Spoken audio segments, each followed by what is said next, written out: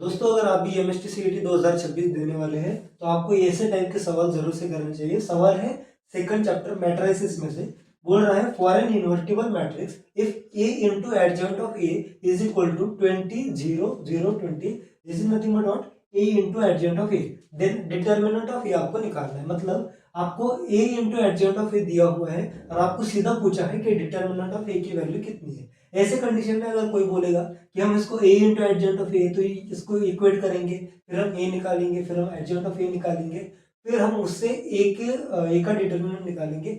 ये सब सोचने की आपको बिल्कुल भी जरूरत नहीं है। जैसे ही आपको ए इंटू एडजॉइंट ऑफ ए दिखता है, ए इंटू एडजॉइंट ऑफ ए जैसे ही आपको दिखता है, आपको सीधा उसको इक्वल लिख देना है डिटर्मिनेंट ऑफ ए इंटू आई की। इसके डिटर्मिनेंट ऑफ ए इंटू आई, आई क्या होता है हमारा determinant of A, unity matrix मतलब 1 0 0 1, ये होता है अपना आई। ठीक है, तो डिटर्मिनेंट ऑफ ए इंटू 1 0 0 1, तो अपने पास क्या है determinant of A into I is equal to given है क्या 20 0 0 एंड 20।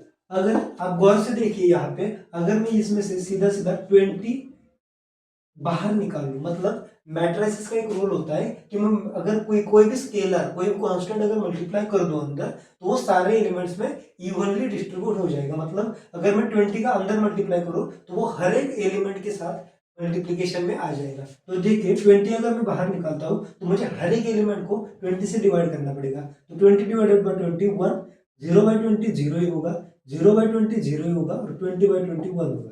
तो आप अगर गौर कर रहे हैं तो ये क्या है अपना I, that is nothing but 20 into I, यहाँ से ठीक है। तो 20 I that is determinant of A into I. तो यहाँ से आपका डिटर्मिनेंट ऑफ ए कितना निकल के आया, डिटर्मिनेंट ऑफ ए आपका निकल के आया है 20।